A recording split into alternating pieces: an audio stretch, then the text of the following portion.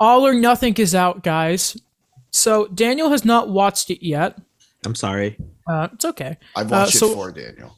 Don't worry. yes. Well, Yes. Alex watched it again, so he'll make up the third sort of point. Yeah, we watched it together with Mike and some fellas, Don, Will, guys who have been on the show, Nick Baldwin, really nice guy.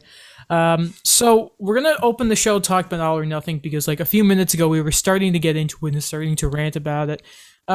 Guys, I am not going to lie, I was a tad underwhelmed with the whole thing. I just thought they had a formula that they could have gone looking at Drive to Survive, and they didn't do it. And I'm really disappointed by that part of it. Alex, your thoughts first, because we're gonna have a bit of time here. There's a lot to get to, including the RFA stuff for Vancouver. But how did you feel about All or Nothing? Okay, so my first time around, I think I'd agree with you. There's obviously parts that were left out that probably could have been included. I feel to me that 5 episodes wasn't enough. I thought everything they included was good, and I don't necessarily think I would have taken out, but I would have much rather them it be 10 episodes. Let's say, like, I'm just using 10 episodes as an example, rather than it be 5 episodes and it be condensed. Mm-hmm. Like, I think that's where, if we're talking about, because I think it's funny that when we all watched the 5th episode, we all critiqued it the exact same way. I think maybe because we're journalism students and that a lot of it where it came from, but it's just, there was stuff that should have been included that wasn't. And I think that was mainly because of they put themselves into, we need to do it in 5 episodes. It just ends too. There's no sort of like conclusion. It's just, okay, we lost by. It's so what I don't like is in Drive to Survive, for example, there's a lot of focus in lead up to races, but then they do a very good job of giving a race itself good time. It's not perfect. We've seen that some stuff is a bit sort of manipulated and that, but for the most part, it doesn't feel rushed. Now, watching it's weird, is whenever there was a hockey game, it felt extremely rushed they went through. And even like, it was interesting, like the choices they made. Like, I think they talked about that series against Edmonton where the Leafs were sort of accused of being like, if they played defense, they couldn't score. It was interesting, by the way, to see that sort of rift between like early in the season, there was something with Matthews and Keefe, even though that's probably happens all the time. I can't wait for that narrative to start this year. Is Matthews a coach killer? I think is the joke we made. But like the Sens game, they rushed through it. Like it was interesting, like Keefe's perspective on the 5-2 goal, which is sort of, you never let in that last minute goal. But then it just kind of like, okay, go, go, go, go, go, go. Especially when you got to the playoffs. We'll finish at the playoffs, but I just wanted to, like, that was a big thing. Another big problem I had, guys. The players, I know we all kind of were a bit hesitant to see what the players would say because they're players and they don't really talk a lot in the NHL. But beside Bogosian talking about like not seeing his family, which I thought was like probably the most emotional part of the whole series, really, really good. We didn't get anything from them. Like I think Morgan Rielly had one sit down moment. Mitch Marner, I don't think had one. He only talked about his girlfriend and how he met her. I'm sure there's a very good reason, aka how it ended for him. But yeah, it just feels like they really cut themselves short there, and like, that's what I wanted. I wanted the player's perspective on things. So for me, I think it's hard to compare Drive to Survive to this because number one, completely different sport, and the way it's done is completely different. We have breaking news about Montreal, but we'll get to that later. Just because number one, you're following all 20 teams and there's 20 races. So it's just, it's completely cut in half. Like it's a quarter of the games that they have to cover. It's just, it's difficult. And they're doing it over 10 episodes. Like I don't even know if 10 episodes would be enough to cover an 82 game season plus the 7 playoff games that they played, right? Like I use 10 as an example, but it's just, I find it hard to compare those two. Mm-hmm. I think the reason I use Drive to Survive so well is because I think like that's the perfect example of how to cover like a sports sort of season. But I just, did you guys find it weird that there wasn't much media conversation? Excuse me, I will put. When your phone gives you all your notifications and your Mac doesn't, so you think you've turned on Do Not Disturb, but a minute later, it's weird that they didn't talk to any media at all. They don't trust us. Well, The players don't, so they got that in common. I just think like going back to the HBO series, which I think that's the format they chose in my eyes, and the way that they covered it. It wasn't always about the players in those series. A lot of it was behind the scenes of the coaches, because that's what a lot of people do care about. Like, yes, we care about the players' lives and what goes on outside of it, but I think what a lot of people want to get out of that series, like I guess the F1 series as well, is what goes on behind the scenes in a sports organization. And I think, in my opinion, we got plenty of that. Like, I think there was so much dialogue between Keefe, Dubas, Shanahan, and you got those couple of clips from Paul McLean as well. Like, I think they did a great job in trying to cover what goes on behind the scenes of an organization without divulging those secrets that my guess would be some organizations wouldn't want out there. I love how when they were talking about the Foligno trade, this was a part of I was really, really excited for. That legit the holdup was about the fourth. Right. It confirmed all jokes we ever had, saying, "Oh well, I can't. I prefer 2023." Well, I wanted this year, said Kakalainen. I thought that was really, really funny. But like hearing that, and like Dubas like very clearly being like, yeah, we got the lowest value in that, and seeing Shanahan in the War Room, I thought it was really, really cool. It was also nice to remember Freddie, because that back half of the season you completely forgot he was around. Right. To be honest, but also what I found, a scene I wanted to talk about, the leadership group that we were kind of questioning why. So who again was there? It was Riley, Tavares, Yeah. Thornton, Muzzin, and Marner. Okay. Along with Keefe and Dubas. So no Nylander, but I don't Fair. think he's a big leadership guy. He didn't even get named as one of the new alternates this year, but and maybe Matthews wasn't there because maybe he was injured around then. I don't know, but it was interesting to see like that's. I don't think that was a big secret, but like the reason I mentioned that is you mentioned Thornton. Was he just not like the biggest breath of fresh air every scene he was in? He really was. Like all those things that we talked about when they signed him, and a lot of them. A lot of the pros weren't necessarily things on the ice. They were a lot of intangibles that's the word everyone likes to use, is intangibles. But whether it's leadership or trying to create a certain atmosphere in the room, I think that this documentary or docuseries perfectly portrayed the intangibles that everyone talked about when he signed in Toronto. Exactly. Okay, let's talk about the playoffs for a second here. Because I thought, I think the biggest problem I really have is editing and pacing for this. Because it felt very quick. Did you notice at the start of episode 5, they were showing all the Leafs fans pumping for the playoffs, but they put in Montreal's Olé chant? Oh, that was kind of weird. No, but like I you were didn't doing, like, notice that. if you were doing like Leafs versus Habs, like, you put like the Hall & Oates, maybe they can't play the Hall & Oates song, and then you're like, oh god, here's the bell sound, rah rah rah rah rah. But like setting up for the playoffs, right? I hated how they presented the Montreal series. And it's not even just that I am super biased to Montreal, but it felt like key moment in that series, apart from the Tavares stuff, was cut out. And by the way, the Tavares stuff, I thought it did a very good job of showing you the Leafs' perspective on why the Perry fight happened.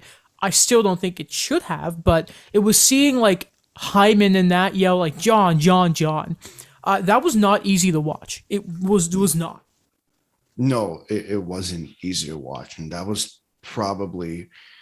I mean, yeah, like I like the fight. I don't like that wasn't even I couldn't care less. Like just in my head, my first thought was I want to know because I think a lot of fans' reaction was as he's moving around on the ice, like what are they doing? Like that was literally my as I'm watching this game live is what are they doing? Like why what's going on? Like why is he moving around? And I think they did I'm glad they got the doctor to speak on it because again, we're not all medical professionals.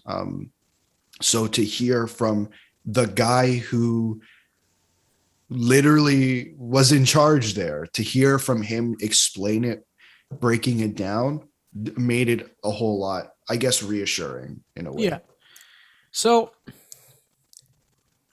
moving on, like to the last thing I'll kind of point out about the doc. So we got to see Matthews' parents talk about him as a young player, all that woo woo woo. There was spotlight on Nylander's personality. I thought was kind of funny. Joe, again, yeah, nothing about Morgan Riley. Bits about Freddie in there, Campbell too. There was very little about Marner. I think there was at the beginning when they were introducing the players, like, Mitch Marner's really good. I don't think we really saw any, like, I don't think they showed many of his highlights even. They showed all of Matthews' goals. By the way, I don't think they did a good enough job explaining just how good he was. I know they showed McDavid's like goal totals and how ahead he was, but I think they needed to explain to newer fans just like, oh my god, this is sacre bleu, c'est incroyable. You know what I mean? So the turning points I think you can really point at in the Montreal-Toronto series were you go to game 5, you know, there was the overtime goal, the turnover, you know, I think they did that well enough. They pointed out Gauch, and they obviously highlighted Galchenyuk and him coming in. But game 6, they also didn't mention, unless I missed it, and Alex, you caught it on the rewatch, I don't think they even mentioned Marner and Matthews and how they weren't performing in that series. No, I think they did. You know how they would overlay the radio or broadcast on top of it. Oh, so okay. So they did mention it, like it was brought up, yeah. So now the big problem is you go to game 6. Oh, okay. Sorry. Also, they talked to Mitch. Remember, Dubas talks to Mitch. Yes. Okay, we're gonna get to that, by the way, because that was really, really funny, I thought. So game 6 is you know, there's hey, there are fans back in the Bell Center. This is kind of hype and all that. I'm gonna pull a mic and say, remember when I was there? It's pretty sweet. So they all of a sudden, I noticed this and I was very annoyed by it, and Will and I very much so. So you just all of a sudden see, okay, here's Perry. They didn't even show Corey Perry's goal. They didn't show the Nylander goaltender interference. And then from there, by the way, even when Toronto were winning, I don't think they pointed out Dom Ducharme's hilariously bad goaltender interference call. And Bergevin, like, pointing to the screen, like, look at this. Remember the memes that came out of that? I do. So they don't show that, right? So they don't show Nylander's goaltender interference, the challenge, and pivotally, I believe, they did not show Mitch Marner's delay of game penalty. And they just show, okay, here's Toffoli scoring, here are the Leafs coming back, and they glossed over KK's game winner. Now, and what's really strange is between each playoff game, they were like, okay, so now we're going to make you care about some players. Here's Jason Spezza. Here's Wendell Clark all of a sudden hanging out with Foligno's parents. That was really weird. And then, again, it was just... they had Jim Houston or whoever it was at the time. I think it may have been Craig Simpson. Being like, we expected more from the Leafs here, but still, I didn't like it. Like, that's when I think you need, like, the media or, like, other interviews there. Because, no offense, Will Arnett, like, him as a narrator, I don't think was very attention-grabbing. I thought it was a bit passe. I thought everyone was watching for that last episode. And I think they really dropped the ball there. And what's really interesting, by the way, with that Marner interview, I don't think it made them look great that it was like, here's before game 7, our really important player. Here's Dubas saying, hey, idiot. I'm exaggerating a bit here. But here's him saying, hey there, hey buddy, ignore social media. You've not been good. Hurry up. Not a great sign there, but I don't know. I thought they really screwed it. I thought they did. I think they had an extremely difficult challenge of knowing the end goal and how embarrassing it is. Again, like it's very different from Drive to Survive, and what moments in a Formula One season and the way that this did. Like I just think I think they did a great job in foreshadowing what was going to happen, even though we all know what happens. Like from the first episode, literally within the first half of the episode, Keith already has an issue with certain things that plenty of people were criticizing. Like, yeah, but like I think a lot of this is time constraint. This is, in my opinion, like they could have added all this thing. And Merrick says this thing about the Olympics. Okay, so what are you going to take out? That comes down to the issue. And with the Marner stuff, in my opinion, I don't know how much creative control the Leafs had. And from what it looked like, I can't imagine they had a tremendous amount. But I think there was a little push from the Leafs to say, let's not include Marner as much, because if you look at how Dubas, specifically Dubas, talks about Marner, especially in those end of season pressers, he's very not childs him or babies him, but in a way kind of does, like tries to keep him out of the spotlight. And maybe that's because of, and we'll get to the Robin Leonard. I hope we will, but Yeah. I think there's a lot of stuff that connects from Robin Leonard to this situation. And I think they might have done that on purpose. If that's what happened, because we know a Nylander scene has apparently been cut, and they apparently was the Nylander camp didn't like how he was portrayed in it. Listen, if that's the case, Amazon, like, yeah, you push back, man, because they had the key moments in that series and they didn't show them. They had them and they didn't. Well, I'm sure the same thing goes on with Netflix. Like this isn't it's a business. There's two sides here. The Leafs also don't want to come out looking like, what's the word? Like complete assholes. There's two sides here. Yeah, but but in Drive to Survive as well, it's like, hey, I'm sure Ferrari don't want to talk about the season, but it happened. Like, is it Hockenheim? Which Germany race was it where it's the famous one that Netflix are at in Lewis, and it's a horrible race for him. They have like the fancy attire, and like a journalist gets in with Toto, Germany. like, it's just, again, there were. Listen, again, I'll repeat myself. Sorry, I've been repeating it.